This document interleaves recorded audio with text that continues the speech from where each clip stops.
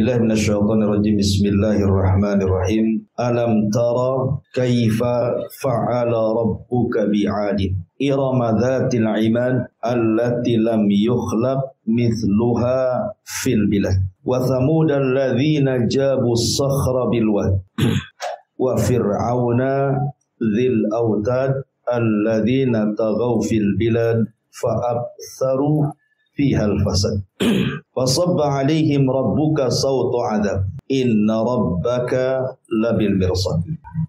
Allah Subhanahu wa taala berfirman, tidakkah engkau wahai Muhammad memperhatikan bagaimana Tuhanmu telah berbuat kepada kaum Ad. Siapa kaum Ad? Yaitu penduduk Iram, ibu kota Ad, yang mempunyai bangunan-bangunan yang sangat tinggi, yang belum pernah dibangun satu kota manapun seperti negeri-negeri yang lainnya. Dan terhadap kaum Tsamud yang mereka memahat dan memotong batu-batu besar di lembah-lembah. Dan terhadap Fir'aun yang mempunyai pasak-pasak bangunan yang besar, yang berbuat sewenang-wenang dalam negeri, lalu mereka banyak berbuat kerusakan di negeri tersebut. Karena itulah Tuhanmu menimpahkan cemeti adab kepada mereka. Sungguh Tuhanmu benar-benar mengawasi. Baik. Di dalam ayat yang kita tadi baca di sini ada 3 kisah menarik yang kita bisa ambil petik ibrah dan pelajaran. Yang pertama kisah kaum Tsamud, kaum Adul. Kemudian yang kedua kisah kaum Tsamud, dan yang ketiga kisah Fir'aun. Tiga-tiganya adalah para pembangkang para nabi dan rasul, dan Allah jelaskan kesudahan mereka. Yang pertama kaum Ad, kemudian disusul dengan kaum Tsamud. Ulama mengatakan bahwa kaum Ad dan Tsamud itu sebelum kejadiannya Nabi Allah, lahirnya Nabi Allah Ibrahim alaihi salatu wassalam. Lah kaum Ad dan kaum Tsamud ini diutus kepada mereka Nabi Arab. Makanya orang-orang Arab sangat paham dengan kisah mereka. Apabila Nabi SAW memberikan peringatan kepada orang-orang musyrik Quraisy, maka Nabi SAW mengingatkan soal 2 kaum ini, kaum Ad dan kaum Tsamud, karena ini yang dihafal ceritanya oleh mereka. Adapun kaum-kaum yang lain dari para nabi Bani Israel, orang Arab tidak tahu, karena Nabi SAW mengisyaratkan bahwa nabi-nabi Arab itu hanya ada 4 saja. Pertama, Nabi Hud diutus kepada kaum Ad, yang kita akan ceritakan. Yang kedua, Nabi Allah Saleh alaihi salam diutus kepada kaum Tsamud atau Ad kedua. Yang ketiga, Nabi Allah Shu'aib yang diutus kepada Madian. Dan yang terakhir, Nabi kita Muhammad sallallahu alaihi wasallam. Ma'asyiral muslimin yang dimuliakan Allah Subhanahu wa taala. Kaum Ad dan kaum Tsamud ini kedua kaum yang sama jenisnya. Artinya mereka diberikan banyak kenikmatan yang nanti saya akan sebutkan. Dan mereka kaum yang tidak pernah diciptakan sebelumnya. Memiliki badan-badan yang sangat besar, melebihi besarnya kaum Nuh sendiri. Padahal Nuh itu duluan. Baru setelah itu Nabi Allah Hud diutus kepada Ad dan Nabi Allah Saleh diutus kepada Tsamud. Tetapi fisik mereka melampaui fisiknya kaum. Makanya nanti Allah katakan fazadahum bastah. Fisik mereka itu besar-besar. Bahkan dalam kisah Israiliyat, karena fisik mereka besar, sehingga kalau mereka menyerang sebuah kaum tidak perlu banyak-banyak ngirim pasukan. Cukup 2-3 orang saja itu sudah bisa menghancurkan sebuah kabilah. Lempari batu saja hancur itu kabilah. Jadi tidak perlu banyak-banyak itu ya satu kaum Ad menyerbu sebuah kabilah. Diutus saja 1-2 orang itu sudah hancur. Karena mereka diberikan kekuatan yang itu harusnya disyukuri tetapi mereka kufur. Tapi bagaimana kisahnya? Kita urut. Ma'asyiral muslimin yang dimuliakan Allah Subhanahu wa taala. Ketika era Nabi Allah Nuh alaihi salatu wassalam dan terjadi tufan yang merupakan azab kepada kaum Nabi Nuh karena mereka melakukan kesyirikan dan diutus Nuh mereka tidak sadar dan mereka menyembah berhala-berhala yang ma'ruf menurut orang-orang Arab. Allah mengatakan la tadarunna waddan wala suwa'an wala yaghutsa wa ya'uqa wa nasra. Jangan kalian tinggalkan Wad, Yaghus, Ya'uq, Suwa dan Nasr. Ini amanatnya para pembesar kaum. Ketika Nuh berusaha untuk memalingkan sesembahan-sesembahan itu ke dalam tauhid. Ketika kemudian Nuh alaihi salatu wassalam berdakwah siang malam, bahkan Nuh itu berdakwah 950 tahun, bukan waktu yang singkat, lama. Tapi tidak ada tanda-tanda kaumnya beriman. Justru kaumnya malah hendak mencelakakan. Dari situ Nuh kemudian berdoa kepada Allah dan mengatakan, Rabbi inni maghlubun fantasir. Ya Rabb, aku akan dikalahkan oleh mereka, tolong aku. Maka Allah Subhanahu wa taala merintahkan untuk membuat kapal. Singkat cerita, akhirnya ketika azab Allah Subhanahu wa taala mau turun, maka Nuh diperintah untuk masuk ke dalam kapal membawa 3 putranya dan beberapa orang yang beriman serta beberapa binatang berpasang-pasangan. Maka datanglah banjir yang sangat besar, perpaduan hujan dan air yang muncrat dari bumi. Jadi satu. Kita aja di Batam nih kalau hujan 3 hari berturut-turut banjir. Bagaimana pula dengan hujan yang kemudian disatukan dengan air bumi? Air bumi dilautkan ke daratan, ditambah pula dengan hujan. Tentu akan semakin besar banjirnya. Sampai itu digambarkan ketika Nuh alaihi salatu wassalam hendak menyelamatkan salah satu putranya namanya Yam, atau menurut ahli kitab disebut Kan'an. Apa kata Nuh? Irkam ma'ana. Wahai anakku, naiklah ke perahu. Tetapi anaknya degil dan mengatakan, Sa'awi ilal jabal. Biarkan, aku akan naik saja ke gunung. Enggak akan sampai banjir ke gunung. Tetapi Nuh mengatakan, tidak ada yang selamat hari ini, nak naik. Namanya Nuh, lihat anaknya walaupun kafir, masih ada namanya sifat bapak itu kasihan dengan anaknya. Masih pengen menyelamatkannya. Tetapi karena memang Yam atau Kan'an ini tidak mau juga, maka Allah mengatakan, innahu laysa min ahlik. Tinggalkan Nuh, dia bukan keluargamu lagi. Maka Nuh meninggalkan Yam. Akhirnya seluruh manusia tenggelam dan binasa karena Nuh berdoa kepada Allah, la tadhar 'alal ardi minal kafirina dayyara. Jangan kau tinggalkan satu jiwa kafir masih hidup di bumi. Itu doanya Nuh. Menunjukkan apa? Tidak ada manusia yang hidup. Alasannya apa? In tadharhum, kalau engkau biarkan satu saja hidup dari mereka, maka mereka akan melahirkan orang-orang yang fajir, yang jahat-jahat. Intinya bahwa setelah banjir bandang ini, maka kemudian Nuh alaihi salam diselamatkan di sebuah bukit namanya Judi di Irak. Disitulah permulaan kehidupan manusia yang baru. Karena yang hidup hanya di perahu Nuh saja. Lah Nuh alaihi salatu wassalam itu ma'ruf memiliki 3 anak yang masih hidup dan 1 mati. Yang 1 kafir ya. Yang 3 namanya Syam, dan itu Abul Arab, seluruh orang-orang Arab turunan Syam. Ya. Kemudian ada Ham, dan itu bapaknya orang-orang Romawi dan orang-orang yang berkulit hitam. Kemudian ada Yafis, salah satunya keturunannya orang-orang Asia. Lah kata para ulama bahwa tidak ada manusia setelah tragedi banjir Nuh itu kecuali turunan 3 putranya, Syam, Ham, dan Yafis. Karena Allah yang mengatakan wa ja'alna min dzurriyyatihi humul baqin. Dan kami jadikan yang tersisa manusia itu hanya dari turunan Nuh. Ya. Dari 3 putranya itu. Dari sini kata para ulama sejarah, Nuh itu disebut Abul Bashari Ats-Tsani, bapak manusia kedua setelah Adam. Karena tidak ada manusia di kolong langit yang hidup di zaman sekarang kecuali nasabnya pasti sampai kepada 3 putra Nuh ini. Kalau tidak Syam, ya Ham. Kalau tidak Ham, ya Yafis. Dan 3-tiganya putra Nuh alaihi salatu wassalam. Makanya wajar kalau Nuh dikatakan bapak manusia kedua. Lah ketika anak-anaknya Nuh ini sudah mulai menyebar ke beberapa tempat, dan mereka masih mentauhidkan Allah Subhanahu wa taala, dan mereka masih melihat bagaimana sisa-sisa kehancuran kaum Nuh alaihi salam, sehingga mereka masih takut dan masih mentauhidkan Allah Subhanahu wa taala. Tetapi berlalunya zaman, berlalunya waktu, akhirnya iblis datang kepada kaum yang mentauhidkan Allah dari turunan Nuh. Mulailah kemudian mereka kembali menjadi penyembah berhala.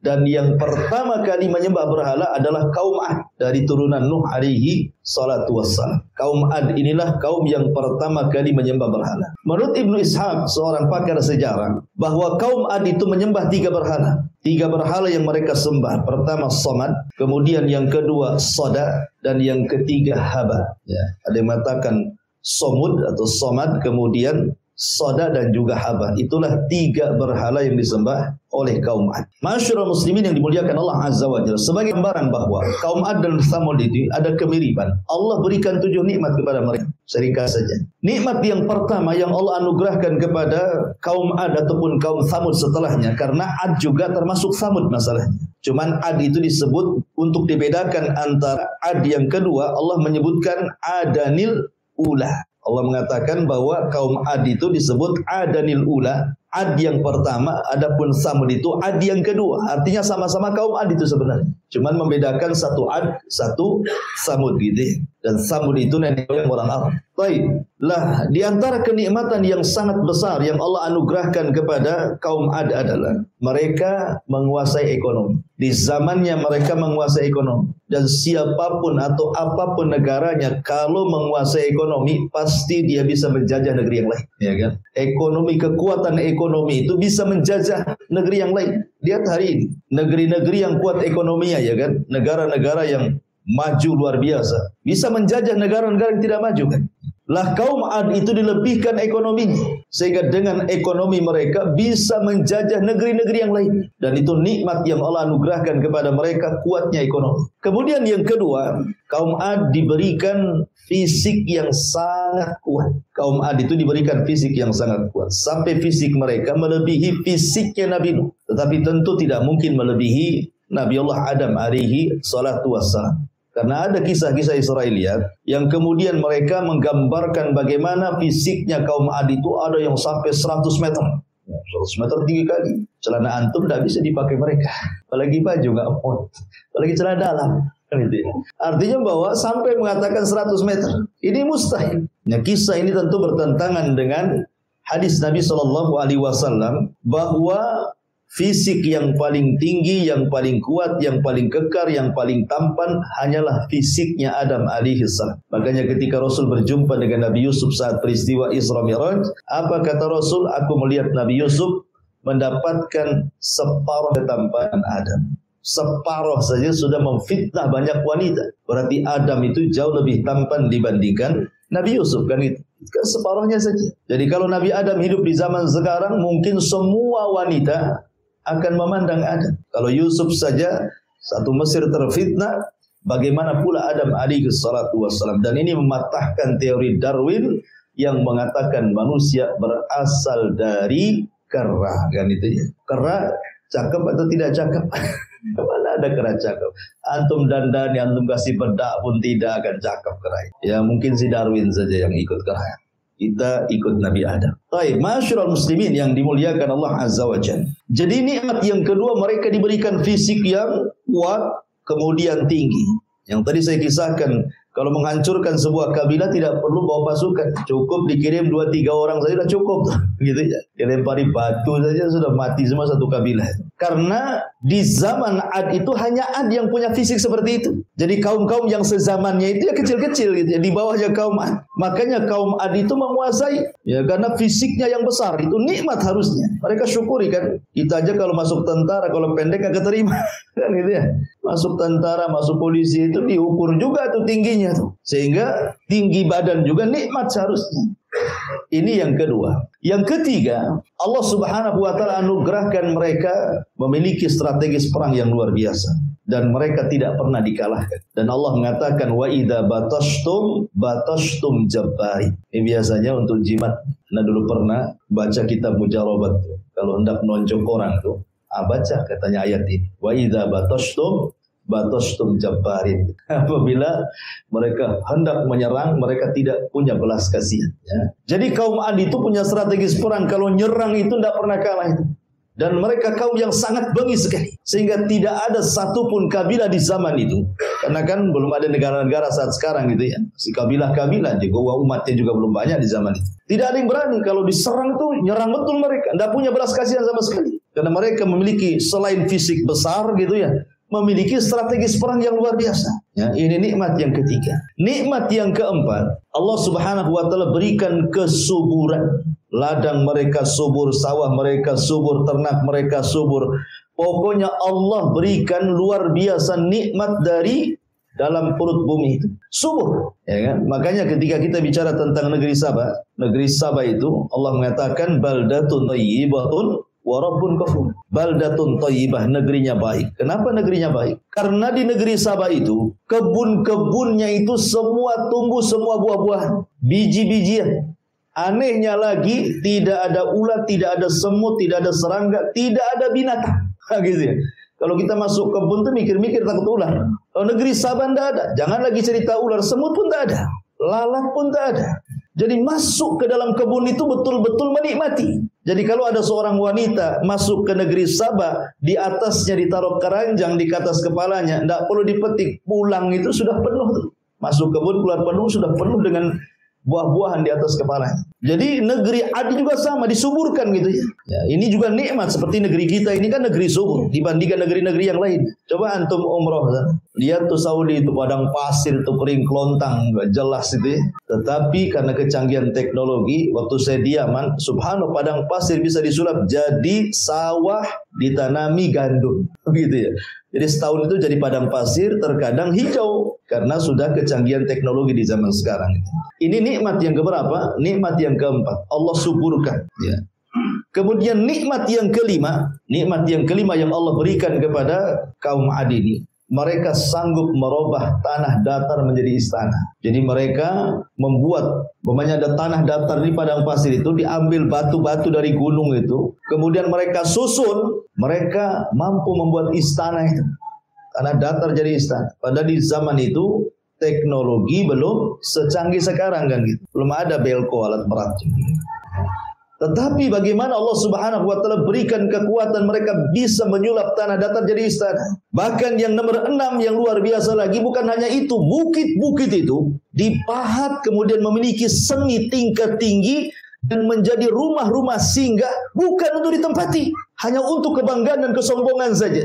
Jadi kalau mereka sudah jadi itu, mereka naik, kemudian ada orang lewat itu, maka diejek. Lihat rumahku jauh lebih indah dibandingkan rumahmu. Dia hanya untuk ejek-ejekan, hanya untuk kesombongan saja. Ya. Kemudian yang kelima, yang terakhir, bahwa kaum Ad oleh Allah Subhanahu wa taala, ini nikmat yang paling besar dari 6 nikmat itu, diutus kepada mereka seorang nabi. Ini tidak ada nikmat melebihi diutus seorang nabi. Ya. Siapa yang diutus? Nabi Allah Hud alaihi salatu wassalam. Hud diutus kepada kaum Ad. Masyaallah muslimin yang dimuliakan Allah Subhanahu wa taala, sedikit saya akan bacakan beberapa ayat Al-Quran tentang kisah kaum Ad.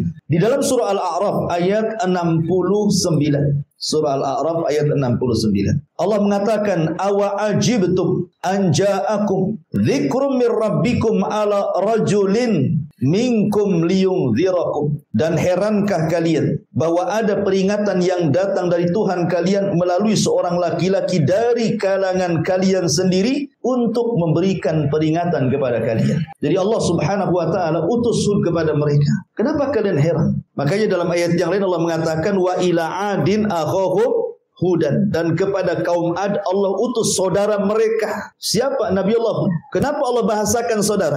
Karena Hud alaihi salatu wassalam itu hidup di tengah-tengah mereka. Jadi kaum Ad itu tahu siapa Hud. Mulai dari oroknya sampai kemudian besarnya, sampai dewasanya, sampai diangkatnya jadi nabi, mereka tahu. Dan Allah sudah persiapkan gitu ya. Karena Allah Subhanahu wa taala kalau mengutus seorang nabi dan rasul itu dicomot dari kaumnya. Makanya Allah mengatakan dalam Al-Quran bagaimana Allah Subhanahu wa taala berfirman tentang Nabi sallallahu alaihi wasallam, gimana walaqad ja'akum rasulun min anfusikum azizun 'alaihi ma anittum harisun 'alaikum bil mu'minina raufur rahim. Dan sungguh Allah telah utus kepada kalian seorang rasul dari jenis kalian, manusia, dari daerah kalian sendiri. Ya. Jadi mereka sudah paham siapa Hud itu sebenarnya. Kemudian fitrah dakwah seorang nabi itu pasti mendakwakan tauhid. Yang pertama didakwahkan adalah dakwah tauhid. Tapi sebelumnya Hud alaihi salatu wassalam berusaha untuk mengingatkan nikmat. Pentingnya kita diingatkan nikmat ikhwan supaya jangan kufur. Ya. Makanya kemudian Allah mengatakan wadhkuru ij'alakum khulafa min ba'di nuhin wa zadakum fil khalqi bastah fadhkuru ala Allah la'allakum tuflihun. Kata Hud kepada kaum Ad, Ingatlah ketika dia menjadikan kalian sebagai pengganti-pengganti kaum Nuh. Kalian ini pewaris kaum Nuh. Kemudian, dan Allah Subhanahu wa Ta'ala telah lebihkan kalian dalam kekuatan tubuh dan perawakan kalian. Maka ingatlah akan nikmat-nikmat yang Allah anugerahkan kepada kalian supaya kalian beruntung. Jadi kaum Hud ini diingatkan oleh Nabi Allah Hud supaya jangan lupa nikmat.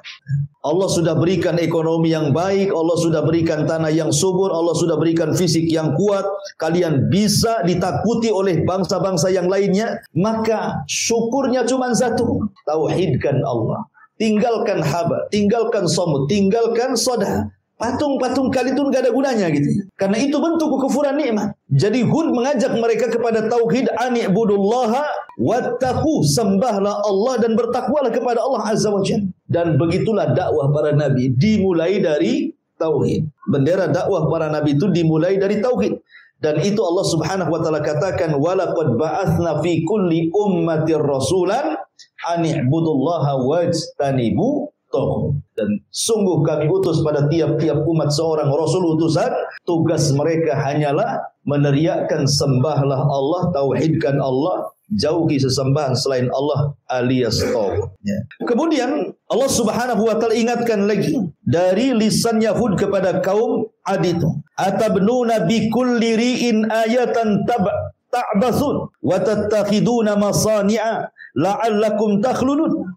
Apakah kalian mendirikan pada tiap-tiap tanah yang tinggi tempat-tempat bangunan-bangunan yang berfungsi sebagai tanda-tanda bagi orang-orang yang lewat untuk bermain-main? Kemudian di tempat-tempat tersebut kalian mengambil hanya untuk olok-olokan orang yang melewat, dan kalian membuat benteng-benteng, yakni penampungan-penampungan air di bawah tanah. Maksudnya seolah-olah kalian merasa akan dikekalkan selamanya. Jadi keyakinan orang kaum Ad juga, mereka sama sekali tidak yakin tentang kehidupan akhirat. Mereka merasa mereka itu akan hidup selamanya begitu. Makanya mereka membuat tampungan-tampungan di bawah rumah itu, air-air seolah-olah mereka tidak akan mati. Bahkan celakanya mereka memiliki pemahaman dahriyah. Kalaupun mereka itu mati, yang menjadikan mati itu hanya waktu yang berjalan saja. Kami hidup dan mati itu hanya waktu saja. Ini kan pemahaman orang ateis. Jadi orang ateis sudah ada sejak zaman dulu. Ya, yang enggak mengakui ketuhanan itu ya, yang menganggap bahwa kita mati dan hidup itu hanya berjalannya waktu saja. Itulah keyakinan taraf, keyakinan kaum Ad, dan mereka berusaha untuk mengejek siapa? Nabi Allah Hud alaihi salatu wassalam. Dan umumnya ikhwan, para nabi itu bukan ditentang orang-orang lemah, tidak. Umumnya para nabi itu ditentang orang-orang kuat, para pejabat, orang-orang kaya, para pemimpin, itu yang menentang para nabi sebenarnya. Padahal tidaklah nabi diutus kepada sebuah umat untuk berpolitik. Nabi itu bukan untuk berpolitik diutus, bukan untuk merebut kekuasaan, tidak. Ya, bukan untuk menggalang umat, kemudian melakukan pemboikotan atau mencalonkan diri jadi pemimpin capres, enggak. Ya. Nabi diutus itu tidak berpolitik. Nabi diutus itu hanya untuk berdakwah. Seandainya seorang pemimpin masuk Islam, tidak mungkin dicopot dari kepemimpinannya, tetap dia pemimpin kan itu ya. Cuman karena ketakutannya para pembesar itu kepada Nabi seolah-olah ketika makin banyak yang didakwai, makin banyak orang yang ikut, seolah-olah terancam kekuasaannya. Ma'asyiral muslimin, dan itu akan terjadi pada setiap negara dan bangsa-bangsa. Ya, kalau ada seorang dai kemudian ada banyak pengikutnya, itu penguasa takut biasanya. Kan itu. Atau dimanfaatkan untuk kampanye, didekatilah ustaz-ustaz, kiai-kiai, masjid-masjid gitu ya. Ya, untuk bersuara biasanya.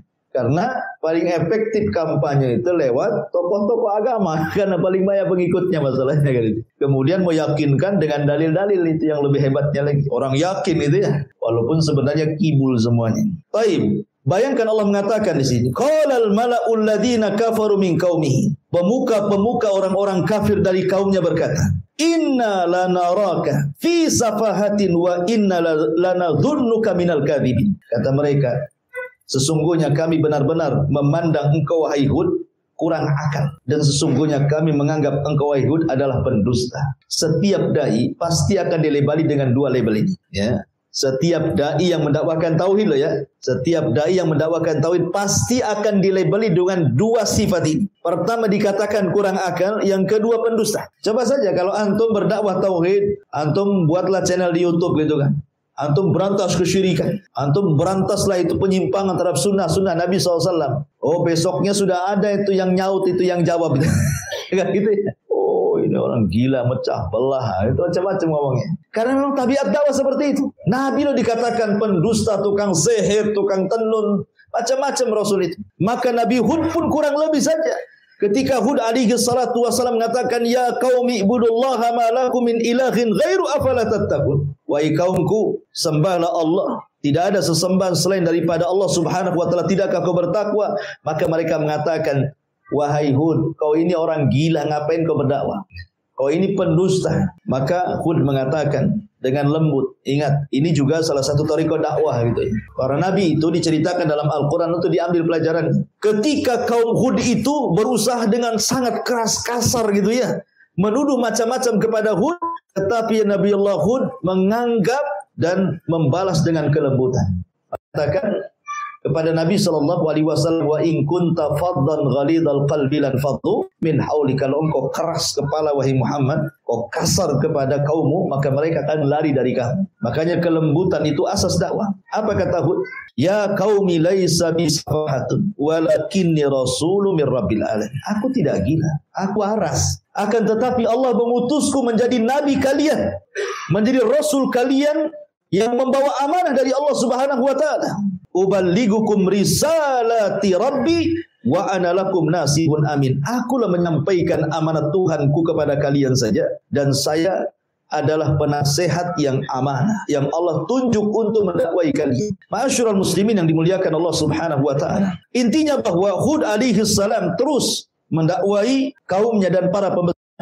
Tetapi Allah Subhanahu wa ta'ala takdirkan memang kaum itu mendustakan para nabinya. Makanya Allah mengatakan kadzabat adanil mursalin.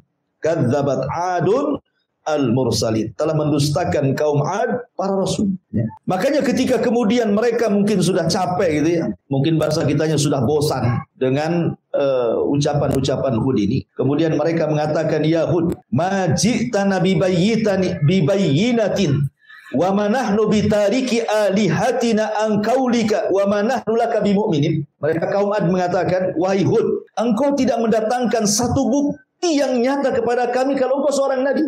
Engkau hanya manusia biasa. Kami makan, kau makan. Kami jalan, kau berjalan. Kau ke pasar, kami juga ke pasar. Untuk apa kami ikuti orang yang sama dengan kami, gitu maksudnya. Mereka mengatakan kaum Ad ini, wahai Hud, engkau ini tidak ada bukti kalau kau seorang nabi. Dan kami tidak akan meninggalkan atau tidak pernah meninggalkan Tuhan-Tuhan kami gara-gara ucapanmu. Dan kami selamanya tidak akan beriman. Kata kuncinya langsung mereka keluarkan. Tidak akan beriman. Kemudian mereka mengatakan, Inna qulu illa taraka ba'du alihatana bisu. Kami hanya mengatakan bahwa sebagian sembahan kami telah menimpakan penyakit gila kepada kalian. Boleh jadi engkau itu, wahai Hud, kewalat dengan sesembahan kami, katanya. Makanya sekarang kau jadi gila, katanya. Gitu maksudnya ya. Ya. Jadi ketika Hud kemudian berusaha memperingatkan umatnya, janganlah sembahlah patung-patung itu. Patung-patung itu tidak membawa manfaat, tidak memudaratkan, bahkan akan mengancam azab kepada kalian. Mereka mengatakan, lihat, jangan-jangan Hud gila itu gara-gara ditimpa oleh Tuhan-Tuhan kami. Kewalat dia dengan kami, itu bahasanya. Ya. Maka kemudian mereka mengatakan, lain ata'tum basyaram mislukum, lain ata'tum basyaram mislakum, innakum idzan la khasirun, aya'idukum annakum idza mittum wa kuntum turaban wa idzaman annakum mukhrajun. Dan sesungguhnya kalian menaati manusia seperti kalian, niscaya kalian akan benar-benar rugi. Apakah jika ia menjanjikan kepada kalian bahwa bila kalian telah mati dan telah menjadi tanah, kemudian telah menjadi tulang belulang, kalian sungguh akan dikeluarkan dari kuburan kalian? Hayhat, hayhat lima tu'adun. Jauh sekali kebenarannya, mustahil. Mereka sudah mulai menentang. Mustahil.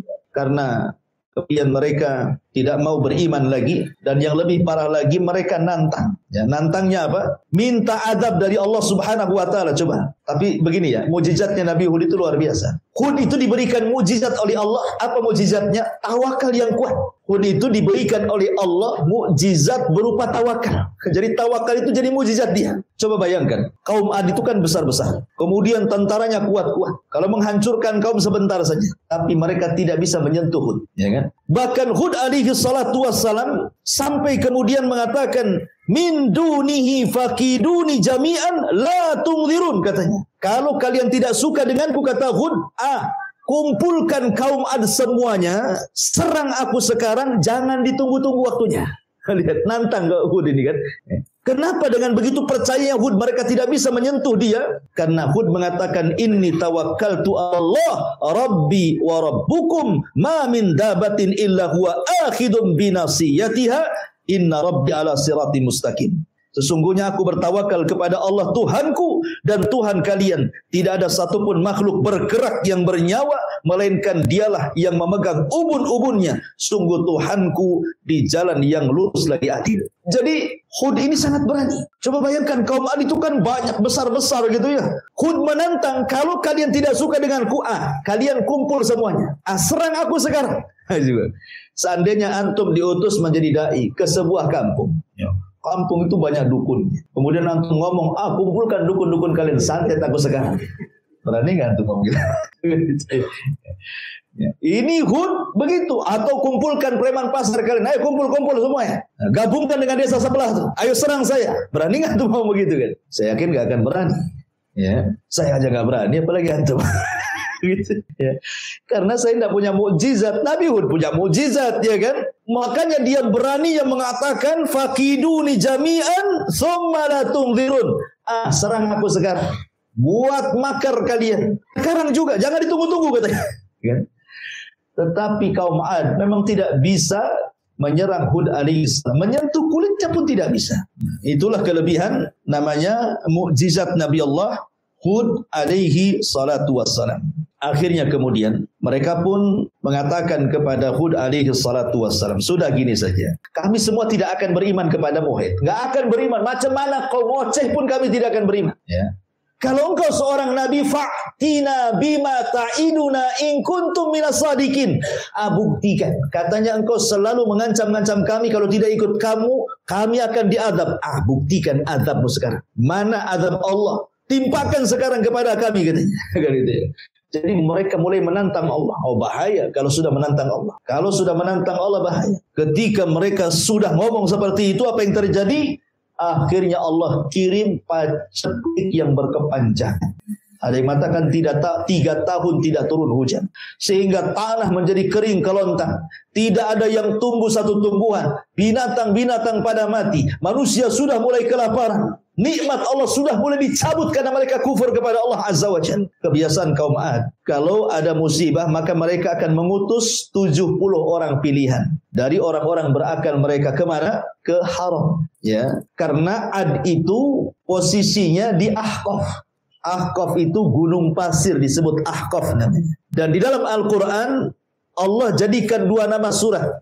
Hud, Allah jadikan nama surat, suratul Hud. Kemudian Ahqaf, Allah jadikan nama surat juga, suratul Ahqaf. Ya kan? Jadi dua-duanya jadi nama surat. Kalau Ahqaf itu artinya gunung pasir, letaknya antara Hadraul Maut dan Oman.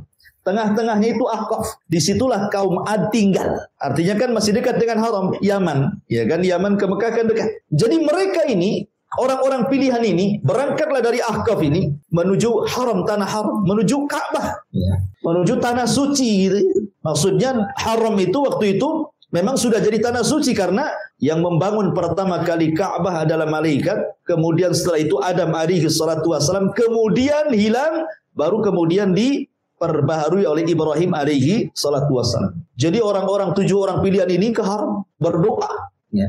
Cuman masalahnya sampai di Haram, mabok pula mereka, berzina pula mereka, disuruh sama kaumnya, suruh berdoa, sampai di Haram malah mabok. Coba bayangkan, bejatnya orang-orang adil. Akhirnya diingatkan sesama mereka, lah kita akan diutus untuk berdoa di sini. Kenapa kita mabuk berzina pula di sini? Akhirnya mereka sadar. Ketika mereka sadar, akhirnya mereka pun berdoa semuanya di haram, di tanah suci itu. Tiba-tiba ada suara di balik awan. Apa suaranya? Aku kabulkan keinginan kalian, kan ku kirim awan kepada kalian. Tinggal milih, mau awan putih, mau awan merah, mau awan hitam. Mereka berpikir, wah, doa kita diijabah. Mereka suruh memilih awan putih, tak mungkin ada hujan. Awan putih itu terang, kan gitu ya. Awan merah, wah sedikit airnya. Awan hitam sajalah, kan gitu. Karena biasanya kalau sudah gelap, ya kan, siang-siang ini teduh gitu, wah ini mau hujan deras. Itu prasangka mereka. Makanya kemudian mereka pun pulang dengan bahagia karena mereka sudah dapat ilham. Pulanglah mereka ke negeri Ahqaf, pulang kampung, dan memberitahu kampungnya bahwa doa mereka sudah diijabah. Betul, Allah Subhanahu wa taala kirim awan kepada mereka, dan itu Allah gambarkan dalam Al-Qur'an. Falamma ra'auhu aridun mustaqbila audiyatihim, maka ketika mereka melihat, ya, ada awan hitam yang menuju lembah-lembah mereka, ladang-ladang mereka, sawah-sawah mereka, semua keluar.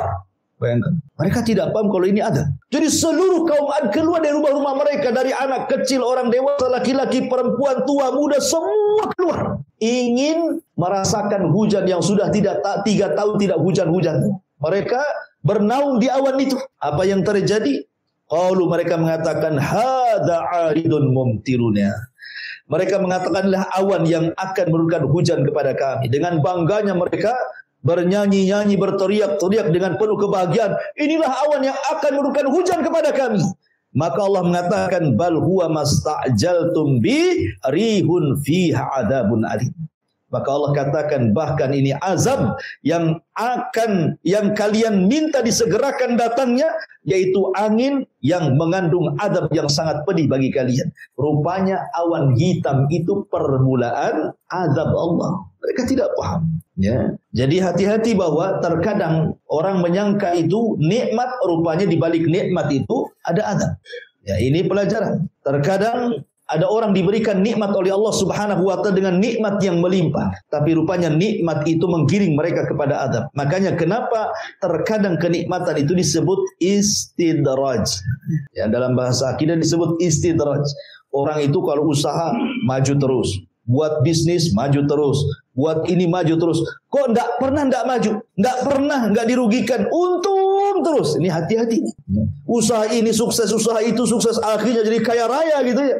Nanti suatu ketika nikmat ini justru kalau sampai dia lalaikan akan berubah menjadi nikmat azab yang pedih bagi dia. Makanya hati-hati dengan istidraj itu. Ma'asyiral muslimin yang dimuliakan Allah Azza wa Jalla. Akhirnya kemudian Allah katakan, tudammiru kulla syai'in bi amri rabbiha fa asbahu la yura illa masakinuhum kadzalika nazzil qaumal mujrimin. Yang menghancurkan segala sesuatu dengan perintah Tuhannya, sehingga mereka kaum Ad menjadi tidak tampak lagi di bumi kecuali hanya bekas-bekas tempat tinggal mereka. Demikianlah kami memberi balasan kepada kaum Ad, kaum yang sangat pendosa itu.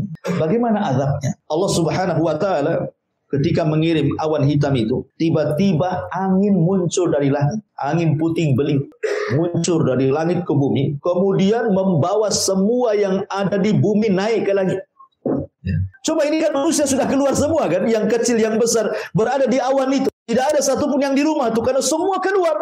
Rupanya datang angin menyapu orang-orang ini, mengangkat ke langit. Mereka diputar-putar di puting beliung itu. Sampai-sampai Allah Subhanahu wa taala mengatakan, sakharaha 'alaihim sab'a layalin wa thamaniyata ayyam husuman fataral qauma fiha sar'a ka'annahum a'jazun nakhlin khawiyah. Allah menimpakan angin itu kepada mereka selama 7 malam 8 hari, terus-menerus tidak berhenti.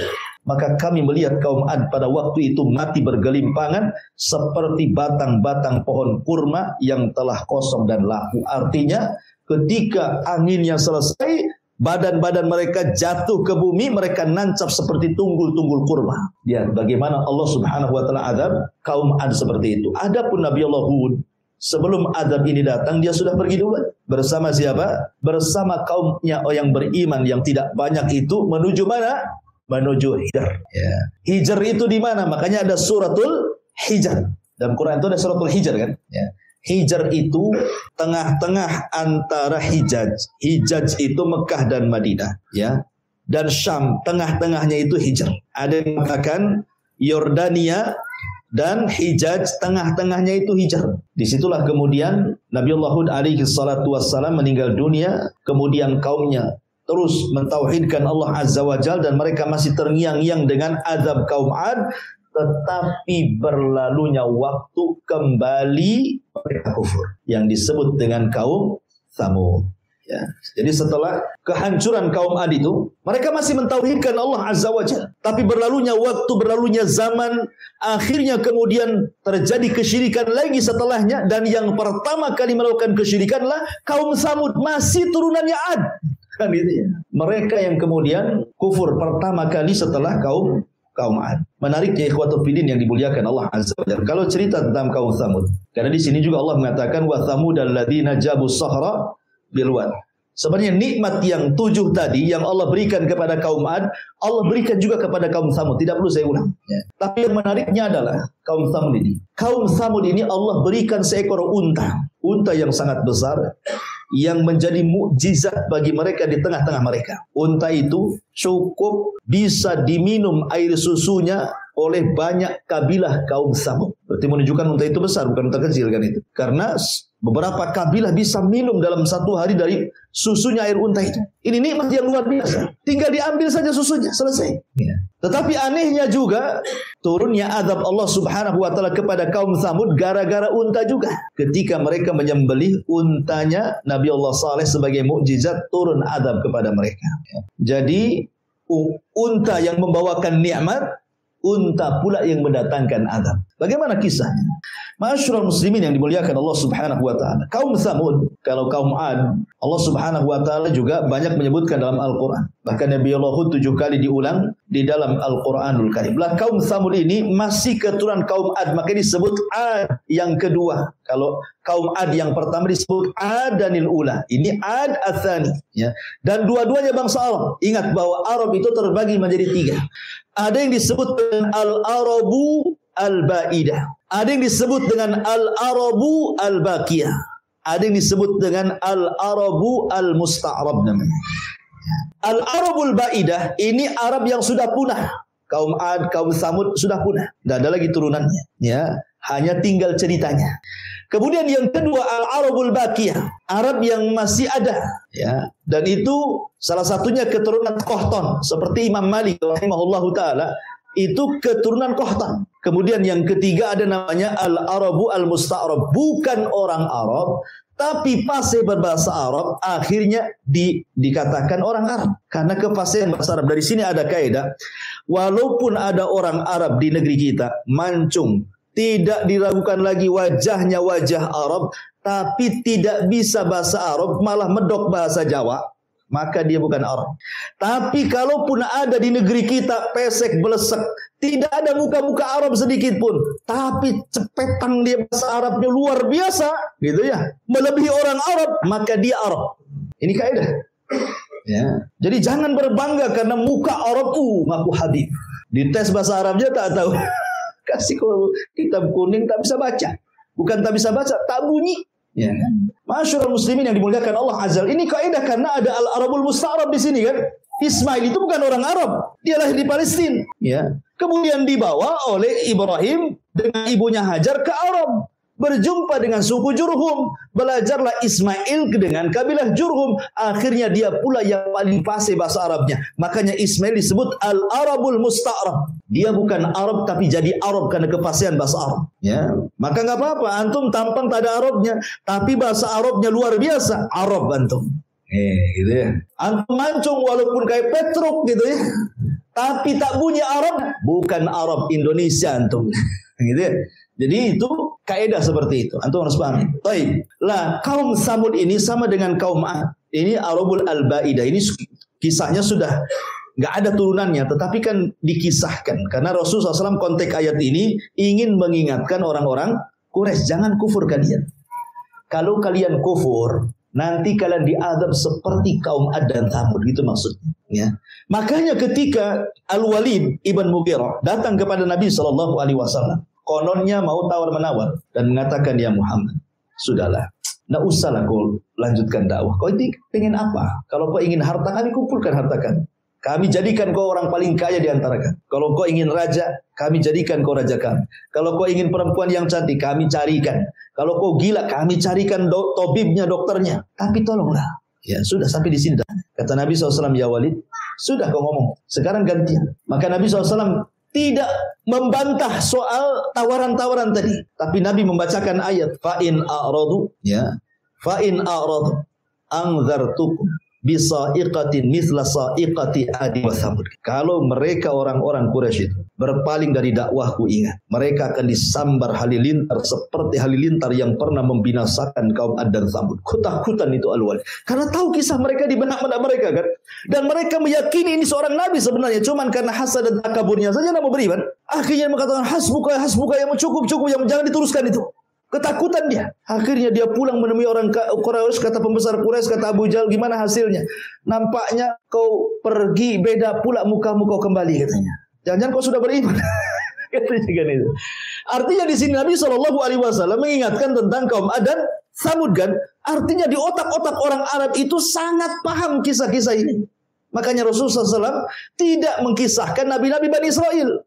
Karena mereka tidak ada pengetahuan tentang itu. Makanya Rasul mengkisahkan tentang dua kaum yang mereka paham. Diutus kepada mereka Nabi dan Rasul. Mereka membangkang, turun azab. Apakah kalian mau seperti itu? Nah, gitu maksudnya.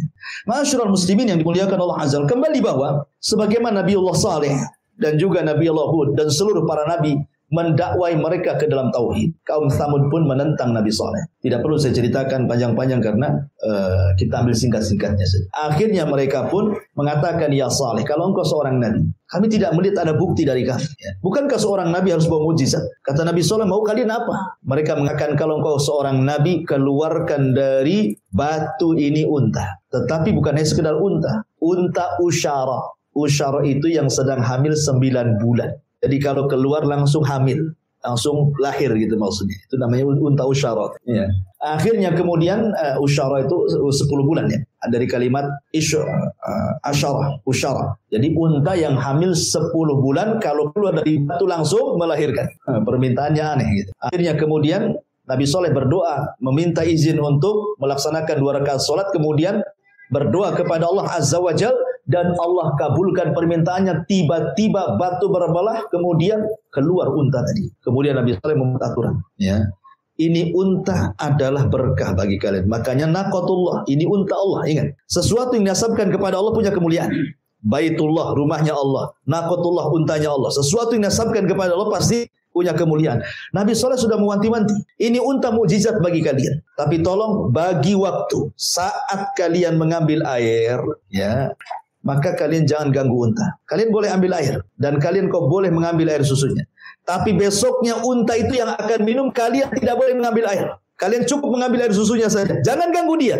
Kalau ganggu, kalian akan ditimpa adab. Terus berlalu, berhari, berbulan, bertahun. Mereka mendapatkan nikmat dari unta itu. Dan Nabi Saleh terus mendakwah dengan dakwah tauhid kepada kaum Tsamud. Sampai pada waktunya ada pula orang hasad. Ya, tidak suka dengan unta itu. Seorang wanita. Ada yang mengatakan 2 wanita. Yang satu kaya, yang satu banyak anaknya, bekerja sama. Kemudian dikatakan siapa yang bisa menyembelih unta Saleh, maka saya akan berikan kekayaan dan dia boleh menikah dengan salah satu putri dari putri-putri kami. Kemudian ada pula yang daftar namanya Kidar ibn Salib. Kidar ibn Salib dan satu kawannya, lupa saya namanya. Ya. Kidar ibn Salib ini dan Malik ibn Kinan atau Sinan, Malik ibn Sinan atau siapa namanya. Pokoknya 2 orang ini siap daftar. Tetapi sebelum dia membunuh unta Nabi Saleh itu, dia gerilya door to door dulu ke rumah-rumah. Minta pendapat. Gimana kalau kayak sembelih Nabi Saleh? Setuju nggak? Setuju. Gimana? Setuju. Akhirnya satu kampung setuju. Rupanya kebanyakan mereka tidak suka. Makanya kenapa Allah mengatakan fa'aqaruha. Ya, menggunakan jama. Mereka pun menyembelih unta Saleh. Padahal yang menyembelih 2 orang. Tapi bahasanya menggunakan jama. Karena disepakati satu kampung. Ya. Mereka sepakat. Cuman eksekutornya cuman si Kidar ibn Salib dan kawannya ini. Yang betul-betul mengeksekusi untanya Nabi Saleh sembelih. Kemudian dikuliti dan dimakan dagingnya. Dalam kisah Isra lihat kan dia bawa unta, anak untanya itu. Ya, anaknya unta Yasruh pergi kemudian masuk lagi ke dalam batu. Itu kisah Israiliyat. Dalam Quran atau dalam sunnah itu tidak ada kisah seperti itu. Hanya mukjizatnya Nabi unta itu, mukjizatnya Nabi Saleh itu adalah seekor unta tanpa disebutkan punya anak gitu, tanpa disebutkan keluar dari batu, enggak ya. Cuman seekor unta gitu saja. Dari mana unta itu? Ya pokoknya dari Allah lah kan, namanya unta Allah. Nah, cuman kalau kita lihat Israiliyat lebih jelas gitu kisahnya ya. Oh, unta itu permintaan Bani Israel sama dengan di zaman Nabi SAW kan meminta mukjizat kan untuk terbelah bulan jadi dua kan. Maka terbelah bulan jadi dua tuh. Tetapi setelah kejadian mereka menuduh Nabi SAW sebagai tukang sihir kata. Laqad dhahara sihru Muhammad. Muhammad sudah nampak sihirnya. Mereka mukjizat malah nuduh sihir. Ya. Intinya bahwa disembelilah untanya Nabi Allah Saleh alaihi salatu wassalam. Maka sebagaimana yang ma'ruf gitu ya, yang ma'ruf, maka Nabi Saleh ini mengingatkan mereka, jangan disembelih kalau tidak datang azab kepada kalian. Betul-betul disembelih. Ya. Maka datanglah azab kepada mereka. Apa azabnya? Ma'asyiral muslimin yang dimuliakan Allah Azza wa Jalla. Nabi Saleh mengatakan 3 hari akan datang azab kepada kalau kalian tidak bertobat. Rupanya 3 hari ini justru mereka merencanakan pembunuhan, bukan hanya telah membunuh unta, Nabi Saleh pun mau dibunuh dia. Maka di hari pertama wajah mereka tiba-tiba memerah. Hari kedua memutih. Hari ketiga kemudian menghitam. Hari keempat Jibril turun. Kemudian berteriak sekali teriakan sehingga teriakan Jibril mengeluarkan setiap jiwa yang ada di raga manusia.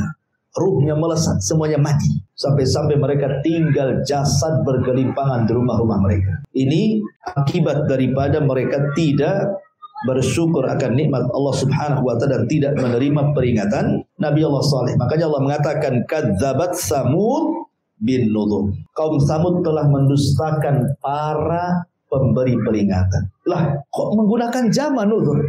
Harusnya nadir. Ya.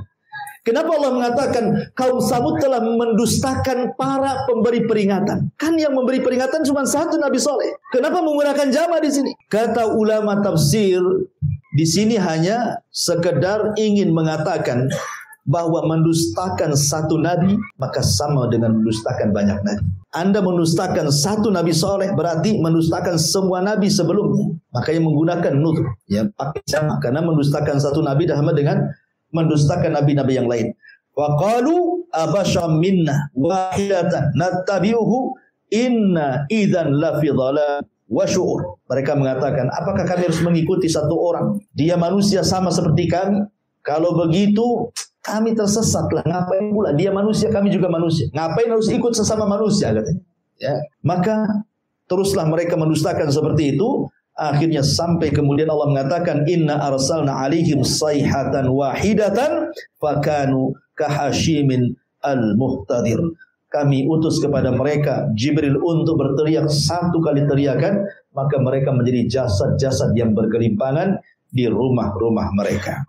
Inilah kisah Samud. Kemudian yang terakhir, di sini Allah Subhanahu wa taala mengatakan menyinggung soal Fir'aun. Ya. Di sini Allah Subhanahu wa taala mengatakan di dalam surah Al-Fajr di sini tentang Fir'aun. Sudah lewat pula. Allah Subhanahu wa taala mengatakan wa fir'auna dzil autad, dan terhadap Fir'aun yang memiliki pasak-pasak bangunan yang sangat besar. Ini sudah beralih ya. Kalau dua kisah sebelumnya cerita tentang bangsa Arab, ya. Kalau ini cerita Bani Israel. Karena kenapa dipilih Fir'aun? Karena Fir'aun ini musuhnya Nabi Musa. Kenapa Nabi Musa? Karena Musa itu nabi yang paling masyhur dari nabi-nabi Bani Israel. Dialah nabi yang pertama kali mendapatkan kitab termulia di zamannya, Taurat. Ya kan? Baru setelahnya Zabur, baru setelahnya Injil, baru setelahnya Al-Quran. Makanya dipilih kisah Nabi Musa. Ya, karena ini nabi yang paling masyhur, bahkan di dalam Al-Quran itu kisah Nabi Musa adalah kisah terlengkap. Ya, setelah Nabi Ibrahim, kemudian Nabi Yusuf, ada beberapa nabi itu yang lengkap, tapi Nabi Musa lebih lengkap lagi, terbanyak dalam Al-Quran. Seolah-olah ada kait hubungan antara Islam dengan Bani Israel.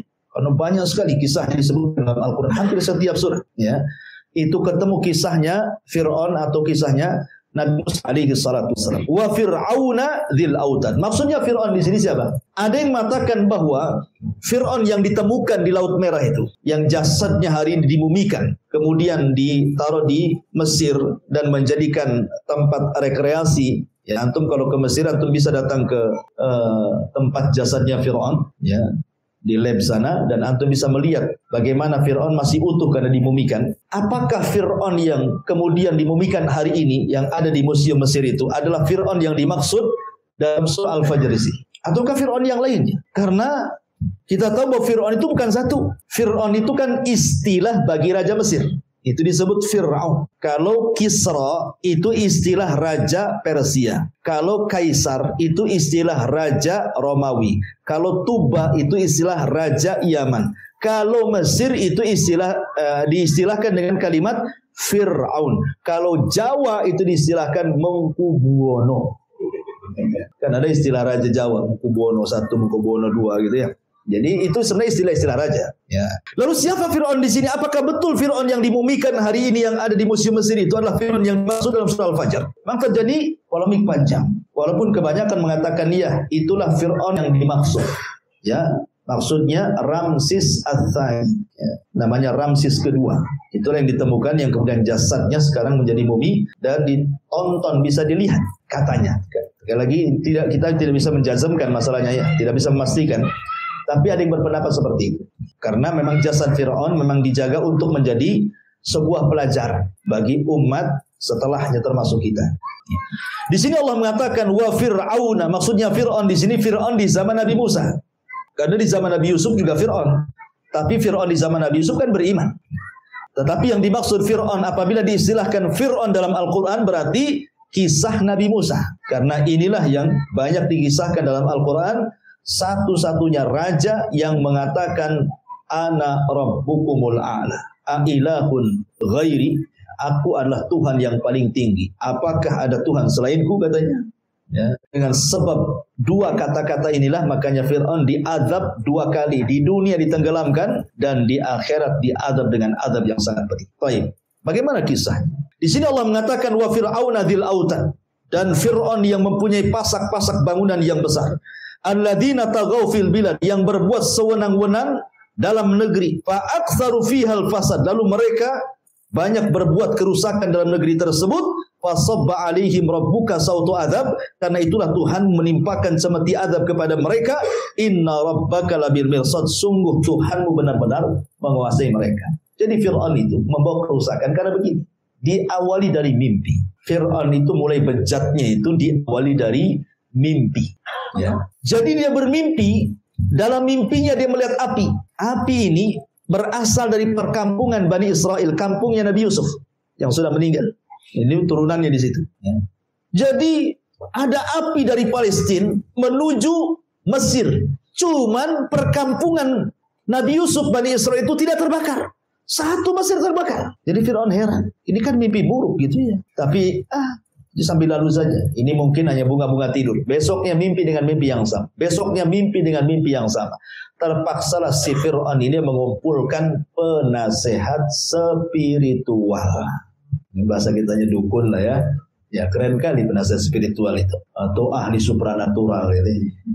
Dikumpulkan tuh mbah-mbah dukun itu. Ya, kemudian disuruh mentakwil, meramal. Ada apa ramalannya? Kok aneh kali mimpinya? Ya. Akhirnya kemudian para penasihat spiritual ini menunjukkan bahwa setiap pemimpin pejabat itu ada tuh namanya penasihat spiritual tuh. Karena di sini Fir'aun ada penasihat spiritual tuh. Ya, jangan-jangan tingkat RT aja ada penasihat spiritualnya. Supaya kalau pemilihan dapat lagi gitu ya. Jadi akhirnya kemudian kata tukang sihir ini pertanda kekuasaanmu akan tumbang oleh seorang bayi yang akan lahir dari perkampungan Nabi Yusuf itu. Bani Israel. Oh, ketakutan Fir'aun. Kalau begitu kita bantai saja bayi-bayi laki-laki. Akhirnya terjadi pembantaian setiap hari. Bahkan ada wanita hamil itu dilihat-lihat, ditunggu sampai melahirkan. Kalau lahir anak laki-laki bantai. Kalau lahir anak perempuan, biar dihidupkan. Nanti besok lagi ada anak laki-laki bantai. Anak perempuan, biarkan dia hidup. Yudzabbihuna abna'ahum wa yastahyuna nisa'ahum. Mereka membantai anak laki-laki dan membiarkan anak wanita. Dan begitu seterusnya setiap hari. Sampai berbulan-bulan, bertahun-tahun. Jadi akhirnya orang-orang yang berakal Mesir mengatakan, ya Fir'aun, kita tahu bahwa kemajuan Mesir itu di tangan Bani Israel. Walaupun mereka diperbudak oleh kaum Kipti. Tetapi bagaimanapun kaum Kipti itu sangat berhajat kepada Bani Israel. Karena mereka yang paham soal ekonomi Mesir. Mereka yang paham soal bangun jalan, bangun bangunan yang besar, yang megah. Dan begitu seterusnya. Jadi Allah berikan sampai hari ini orang-orang Yahudi kan diberikan kecerdasan yang Allah tidak berikan kepada yang lain. Ya, tetapi kecerdasan Yahudi justru untuk menyesatkan orang. Tapi antum harus bedakan antara Bani Israel dengan Yahudi. Makanya jangan pernah negeri Israel dikatakan Israel. Kita katakan Yahudi, negeri Yahudi. Karena Israel itu diambil dari Bani Israel. Dan itu nama suci, nama Nabi Yakub. Ya. Makanya untuk bedakan Bani Israel itu keturunan Yakub. Kalau Yahudi itu agama. Bani Israel ini ada yang baik, ada yang jahat. Nabi Yusuf Bani Israel baik. Dan nabi-nabi dari Bani Israel banyak. Tapi kalau Yahudi itu agama. Agama yang menyesatkan. Makanya kita setiap sholat berlindung dari orang Yahudi. Ghairil maghdubi alaihim waladhdallin. Ya, maghdub siapa? Maghdub itu Yahudi maksudnya maghdub itu. Dhalin itu artinya Nasrani. Kita berlindung dari mereka. Hari-hari kita ngomong seperti itu dalam setiap salat kita kan. Ya, ihdinas siratal mustaqim siratal ladzina an'amta 'alaihim ghairil maghdubi 'alaihim waladdallin. Ya. Lah, ketika kemudian orang-orang yang berakal mengatakan janganlah seperti itu. Nanti kalau habis turunan mereka, bapak-bapak mereka mati, siapa yang akan melanjutkan pembangunan Mesir ini? Ya. Biarkanlah. Buat kebijakan lain. 1 tahun bantai, 1 tahun jangan. 1 tahun bantai, 1 tahun jangan. Kayak Pasal Daud gitu ya.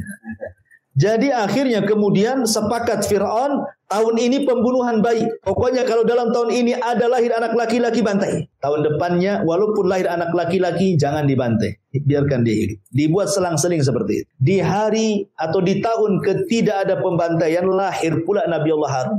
Selamat dia, ya kan? Tidak dibantai. Karena apa? Lahir di tahun tidak ada pembantaian. Ya. Di tahun ada pembantaian, lahir pula Musa, adiknya. Maka ibunya takut. Karena ketika itu suaminya sudah meninggal. Sehingga bagaimana harus merawat satu anak laki-laki, tidak ada laki-laki, tidak ada suami yang bisa membelanya.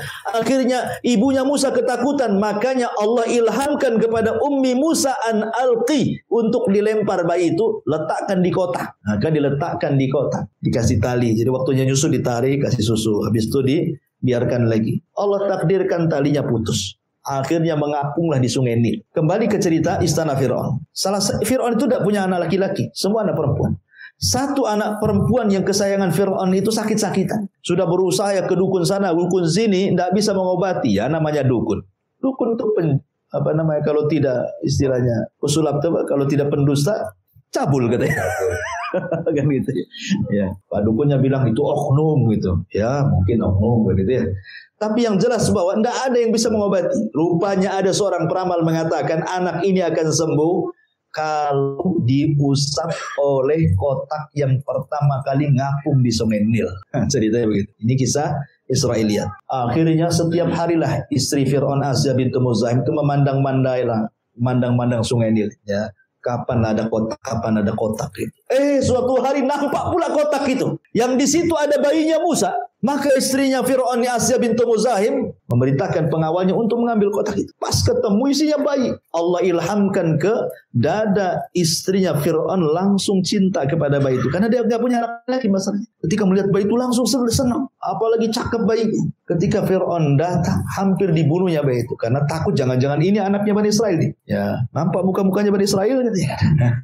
Akhirnya kemudian kata istrinya Fir'aun, jangan. Saya sudah suka dengan dia. Mudah-mudahan dia menjadi qurratu ainin li walak katanya. Mudah-mudahan bayi ini akan menjadi penyejuk mataku dan mata. Kata Fir'aun, matamu saja, mataku tidak katanya.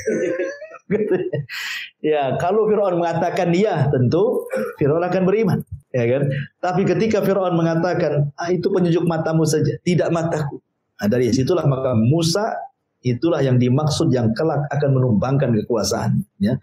Akhirnya dibesarkanlah Musa di istana Fir'aun. Ketika dia sudah menginjak dewasa, ya sudah hidup di istana Fir'aun, diberikan pendidikan macam-macam di situ kan. Jalan-jalanlah Musa ini ke ganggang kota Mesir.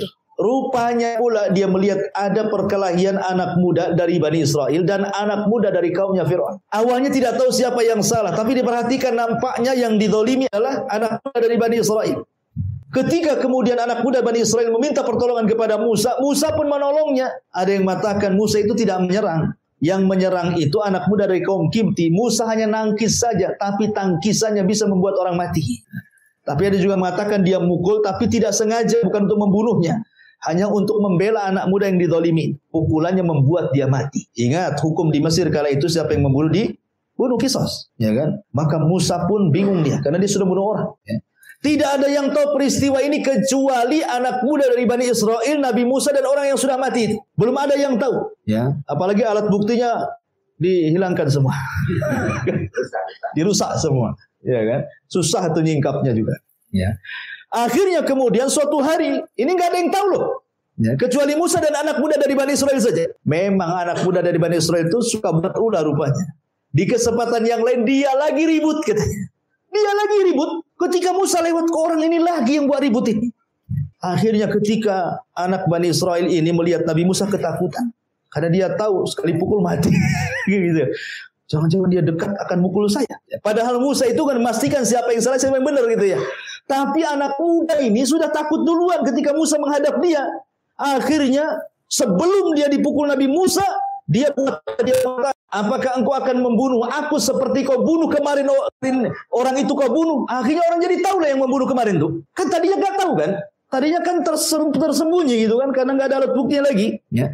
Tiba-tiba dia bertanya karena ketakutan. Musa, apakah engkau akan membunuh seperti engkau membunuh kemarin? Akhirnya orang tahu, oh yang mati kemarin tuh Musa yang bunuh katanya. Nah dari situ Musa mulai ketakutan, pergi lari dia. Ada orang yang bijak mengatakan, wahai Musa, kau harus meninggalkan Mesir. Kalau tidak, kau ditangkap, kau akan mati. Maka dari situlah Musa memulai hijrah pertama, pergi dari Mesir ke negeri Arab. Kemana? Ke Madian. Ya. Singkat cerita, sampai di Madian, dia ketemu dengan orang laki-laki yang soleh namanya Syuaib, bukan Nabi. Ya, cuma namanya sama, Syuaib. Punya 2 anak putri. Menikahlah Musa dengan salah satunya karena sudah berjasa mengambilkan air yang kemudian membantu mertuanya menggembala kambing sampai punya istri, punya anak banyak. Setelah 10 tahun, Musa pun ingin kembali ke Mesir. Berangkatlah Musa ke Mesir. Di tengah jalan, kemudian Musa alaihi salatu wassalam nyasar. Ini karena udah 10 tahun kan, mungkin lupa jalannya dia. Tengah malam, obor pun sudah padam. Ya, dia takut ada terjadi apa-apa dengan anak istrinya. Maka tiba-tiba di tengah malam, dia melihat ada cahaya dari kejauhan. Dia mengatakan sama istrinya, kamu tinggal di sini, saya akan ke sana. Boleh jadi saya akan mengambil satu api yang bisa kita melanjutkan perjalanan, atau mungkin di sana ada orang yang bisa menunjukkan jalan ke Mesir. Akhirnya kemudian Nabi Musa pun meninggalkan keluarganya dan menghampiri api yang dilihat dari jarak jauh itu. Semakin dekat semakin besar, semakin dekat semakin besar.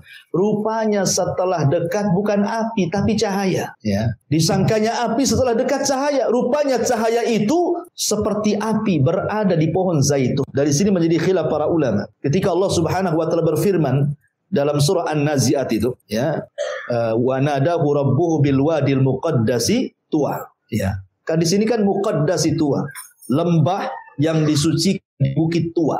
Maksudnya Tua di sini apa? Ada yang mengatakan Bukit Saina. Maknanya, sebenarnya Musa sudah sampai Mesir. Karena Bukit Saina kan di Mesir. Ya. Artinya sudah dekat dengan Mesir. Ada juga yang mengatakan Bukit Tua di sini bukan Mesir. Maksudnya adalah Bukit Zaitun yang ada di Palestina. Karena bahasanya muqaddas, diberkahi. Ya. Negeri yang diberkahi maksudnya Palestina. Ya, jadi ada yang mengatakan Musa masih di Palestina sebenarnya. Tapi ada penafsiran mengatakan sudah sampai Mesir karena ada yang mentafsirkan Bukit Tua itu artinya Bukit Saina. Ya. Disitulah Musa pertama kali dinobatkan jadi nabi. Ketika dia sampai di api itu, cahaya itu, tiba-tiba ada suara. Suara itu aneh. Terdengar dari atas, dari bawah, dari samping kiri, dari samping kanan, dari depan, dari belakang.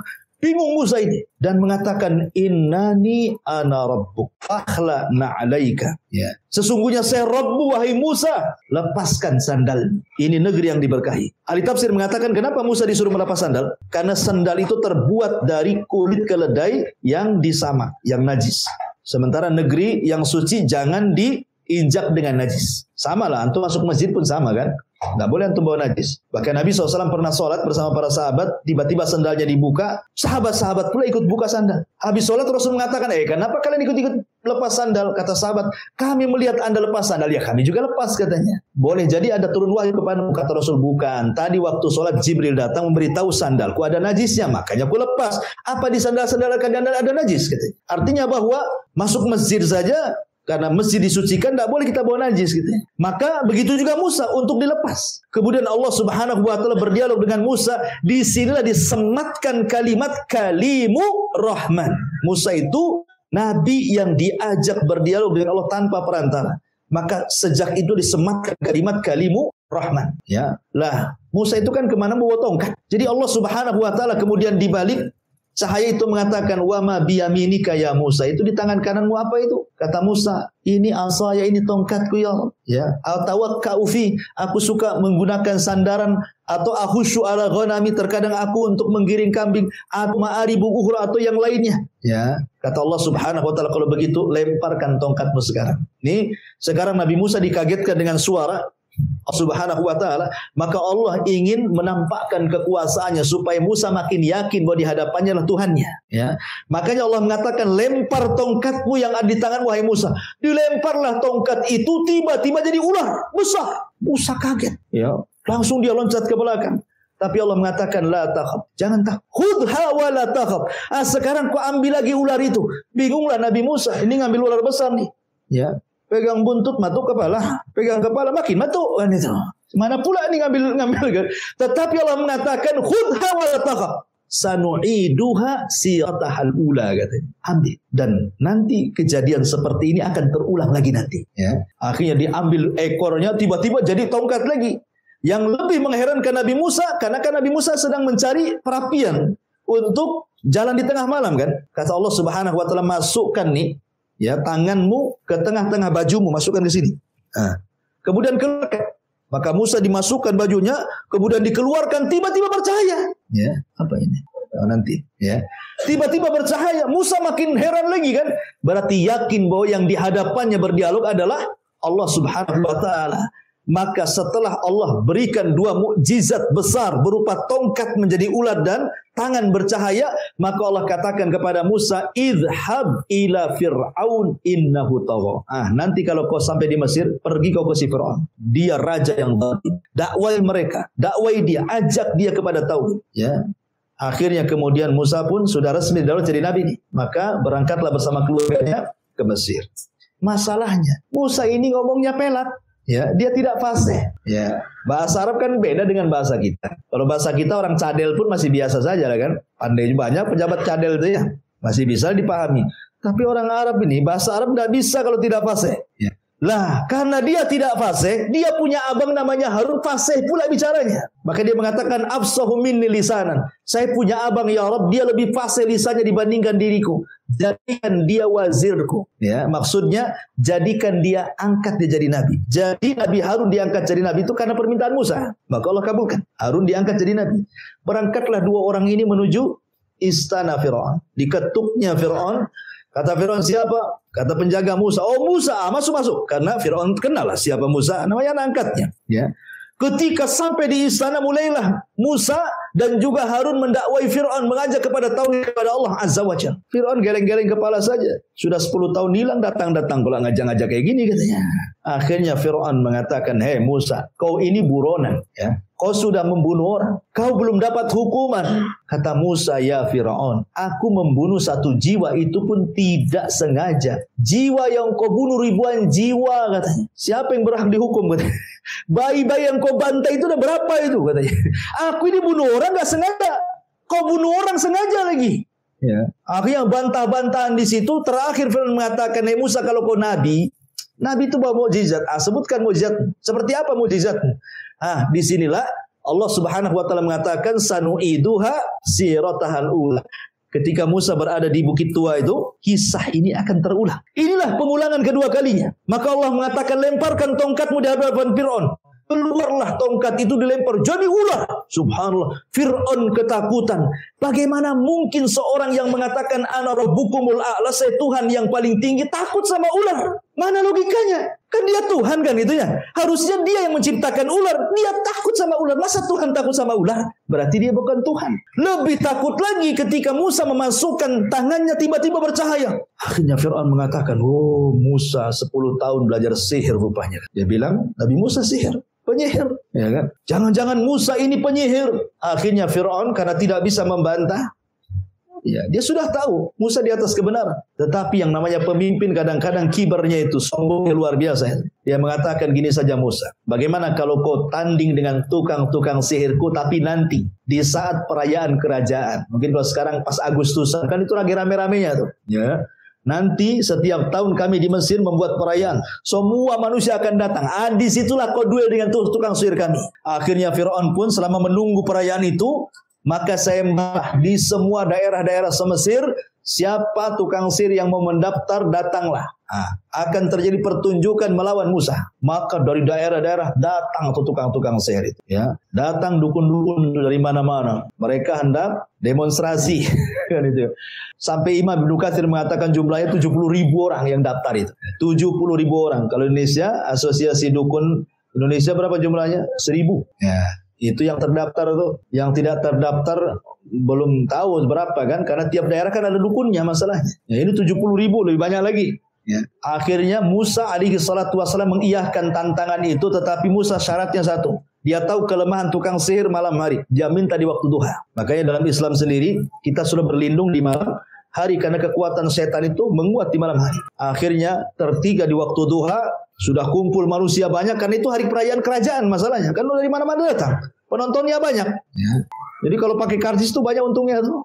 Akhirnya kemudian duellah di situ Musa dengan tukang sihir Fir'aun. Endingnya kalahlah tukang sihir Fir'aun. Karena mereka menggunakan sihrut takhil, sihir hayalan. Ada yang mengatakan dalam kisah Israiliyat itu, jadi tambang-tambang yang dipotong-potong itu, mereka kemudian ditaburi dengan zat merkuri supaya nampak bergerak-gerak. Ya. Kemudian dimantra-mantrai supaya dihayalkan itu ular. Jadi tambangnya nampak bergerak-gerak kan dihayalkan kan. Ini sihir tahyil namanya. Bahasa kerennya hipnotis. Ya. Jadi Musa ketakutan lah. Wajar manusiawi dia ketakutan kan. Kok ular sebanyak itu kan 70.000 tukang sihir melempar kan takut lah, wajar takut dia. Tetapi Allah mengatakan la khatakaf, jangan takut wahai Musa. Lemparkan tongkat. Tiba-tiba ketika Musa melempar tongkatnya kata ahli tafsir jadi ular besar. Ular ini aneh, kadang mengecil, kadang membesar. Kesit ke sana kemari, memakan semua ular-ular tukang-tukang sihir itu. Ini tukang sihir komat kamit ya. Berusaha untuk memantra-mantrai. Disangkanya Musa itu menggunakan sihir seperti yang mereka gunakan, sihir takhil. Ya, disangkanya mereka kalau berkomat-komat itu yang dilihat tongkat bukan ular. Tapi tidak bisa juga. Mereka sudah mengambil mambang tanah, mambang air, mambang segala sebanyak. Tetap saja kok jadi ular ini tak ada tongkat-tongkat gitu ya. Ini kekuatan yang luar biasa. Ini bukan sihir, ini maha dahsyat ini. Dari situlah akhirnya 70.000 tukang sihir sujud. Tobat beriman kepada Allah Azza wa Jalla. Oh, Fir'aun emosi lah. Kan Fir'aun sudah menyediakan. Sebelum tukang dukun datang kan tukang dukun sudah mengatakan, apakah kami dapat upah wahai Fir'aun? Alana ajrun, apakah kami dapat upah kalau kami mengalahkan Musa? Kata Fir'aun, siap, kami sediakan upah. Bahkan engkau akan menjadi orang terdekat bagi kami, kata Fir'aun. Jadi Fir'aun itu sudah menyediakan segalanya. Tahu-tahu mereka membela. Apa enggak emosi si Fir'aun ini? Makanya Fir'aun mengatakan amantum qabla an adzana lakum. Berani-beraninya kalian beriman sebelum aku izinkan katanya. Iman saja harus izin sama Fir'aun. Ya, jangan semata-mata. Akhirnya mereka pun semua tidak ada yang murtad. Mereka diikat kemudian dibunuh dukun-dukun ini. Kemudian Abdullah bin Abbas radhiyallahu anhu mengatakan, lihat dukun-dukun itu. Di pagi hari mereka dukun yang jahat, di sore hari mereka para syuhada yang baik katanya. Mereka masuk surga, dibantai oleh Fir'aun. Lah sejak peristiwa ini, Fir'aun sudah tidak berani mengganggu Nabi Musa. Ada yang mengatakan Musa akhirnya tinggal di kampung Bani Israel selama 40 tahun. Ada yang mengatakan 20 tahun. Wallahu a'lam. Yang jelas bahwa sudah Fir'aun tidak ganggu lagi. Jadi Musa ini fokus berdakwah kepada Bani Israel selama 40 tahun itu. Lah selama 40 tahun inilah Allah Subhanahu wa taala berikan mukjizat, berbagai macam mukjizat, tapi tidak beriman juga tuh orang-orang Mesir itu. Pertama dikirim tupan, angin yang menghabiskan tanaman. Akhirnya karena mukjizat ini tidak mungkin diangkat kecuali dengan doanya seorang nabi. Datang angin topan. Semua binatang-binatang, tumbuh-tumbuhan mati semuanya. Mereka datang kepada Nabi Musa, ya Musa, berdoalah kepada Allah supaya topan dihentikan. Berhentilah topan. Akhirnya sekian tahun berikutnya tidak juga beriman. Dikirimlah kodok di mana-mana. Ya, kalau kodok itu yang dewasa, kalau yang kecil namanya cebong. Ya. Jadi kodok di mana-mana. Ya. Makan dengan kodok. Bayangkan ya, di piring ada kodok gitu ya. Lagi masak tengok di kuali ada kodok. Semua kodok. Di mana-mana kodok. Ya. Gak nyaman hidup sama kodok itu. Antum loh ndak melihara kodok, tenggenang di samping rumah, tiba-tiba kakok, itu kan udah gerah itu. Gimana caranya? Apalagi kodok di mana-mana gitu ya. Kodok 2 ekor di samping rumah itu sudah ganggu gitu tidur kita. Ini kodok sak rumah, di mana-mana ada kodok. Mereka datang dan Musa, tolonglah kodok-kodok ini dihilangkan. Berdoa lagi, hilanglah kodok-kodok itu. Sekian tahun lagi tetap kufur juga. Akhirnya dikirim kepada mereka kutu. Ya, mungkin bahasa kitanya tumbila, tumbila. Kalau di Jawa Barat itu, kalau di kasur-kasur Tempo dulu, itu di ujung-ujung kasur itu namanya tumbila. Tinding itu apa tuh? Kalau antum tidur nanti makan darah antum tuh. Ya. Tapi tidak tahu sekarang kok bisa punah pula, kemana perginya tumbila tuh. Tak ada pula itu, kisah-kisah orang dulu saja. Saya masih ngalami itu, masih ada tumbila kan? Masih ada ya? Di pesantren-pesantren biasanya. Di kampung masih ada ya. Dikirim tumbila coba di mana-mana tuh. Berarti siksa orang makan darah tuh. Ya. Jadi luar biasa. Akhirnya mereka datang ke Nabi Musa, berdoalah, hilangkanlah tumbila ini katanya. Akhirnya hilang tumbila, sekian tahun kufur lagi. Didatangkan kemudian jarod itu apa? Belalang. Di mana-mana ada belalang. Itu kan belalang kan hama sawah tuh. Ya. Akhirnya berdoa lagi minta kepada Musa diangkat belalang. Akhirnya kufur lagi. Kemudian dikirimlah darah. Ada yang mengatakan darah itu keluar dari badannya. Ada yang mengatakan air itu semua jadi darah. Sumur jadi darah, sungai jadi darah, lautan jadi darah. Pokoknya akhirnya Musa berdoa lagi, diangkat lagi, dan begitu seterusnya. Ya. Sampai Musa melihat geleng-geleng kepala, tidak bisa. Orang Mesir tidak bisa beriman. Musa harus membawa Bani Israel ke negeri yang jauh lebih baik lagi. Supaya mereka bisa beriman. Kemana? Ke Palestina. Dari situlah Musa hendak hijrah. Kedengaran Fir'aun, oh tidak. Kalian, Musa membawa Bani Israel supaya Mesir bangkrut dengan tidak adanya orang-orang Bani Israel, tidak bisa. Siapa yang ikut Musa, kubunuh. Maka akhirnya Musa pada waktu yang ditentukan membawa Bani Israel sebanyak-banyaknya untuk mengarah ke Palestina. Fir'aun ketahuan, maka Fir'aun menyiapkan pasukan besar, kemudian menyusul Musa dan Bani Israel. Disinilah terjadi peristiwa mukjizat tongkat yang ketiga. Karena di hadapannya lautan. Di belakang pula tentara Fir'aun. Bani Israel ketakutan, wa inna lamudrakuna Musa. Kami sudah dilihat oleh tentara Fir'aun. Mau kemana kita? Depan kita lautan. Musa dengan yakinnya mengatakan, inna ma'iya rabbi sayahdin. Tenang, kebersamaan Allah pasti kasih petunjuk. Jibril turun, kemudian meminta kepada Musa untuk memukulkan tongkat di lautan, tiba-tiba menjadi 12 jalan. Kenapa 12 jalan? Karena 12 kabilah Bani Israel itu. Maka ketika sudah sampai di seberang sana, Fir'aun menyusul. Allah katakan fa'aghraqnahum wa junudahum. Maka kami tenggelamkan si Fir'aun, fa'aghraqnahu wa junudahu, dan tentara-tentaranya. Kenapa? Karena Fir'aun pernah mengatakan sesungguhnya seluruh air di Mesir itu di bawah telapak kakiku. Sekarang Allah adab dengan ditenggelamkan di air. Karena dia sombong dengan air. Semua air di Mesir ini di bawah kakiku. Sekarang tahu. Ya. Itulah air yang kau sombongkan, kau tenggelamkan di bawah airnya. Begitulah Allah Subhanahu wa ta'ala mengkisahkan tentang kisah Fir'aun. Wallahu alam, inilah 3 kisah yang tersebut dalam surah Al-Fajr. Taib, sebelum saya tutup ada pertanyaan di sini. Bismillah, afwan Ustaz, izin bertanya di luar tema, bagaimana hukum berdoa masalah pakai bahasa Indonesia saat sujud ketika salat? Iya. Saya Muhsin Al-Abbad pernah ditanya, boleh enggak seseorang ketika menggunakan bahasa selain Arab? Bagilah yuhsin al-Arabiyah, bagi orang yang tidak baik bahasa Arabnya, bahkan tidak bisa berbahasa Arab, maka tidak mengapa dia berdoa dengan bahasa yang ia paham. Kemudian boleh ditanya lagi, apakah boleh diucapkan ataukah dalam hati? Maka boleh mengatakan boleh diucapkan. Wallahu a'lam. Boleh diucapkan. Ya, dan Allah Maha tahu akan bahasa yang kita ucapkan di situ. Wallahu a'lam bishawab. Subhanaka wa bihamdika asyhadu an la ilaha illa anta astaghfiruka wa atubu ilaik. Allahu ta'ala alam. Assalamualaikum warahmatullahi wabarakatuh.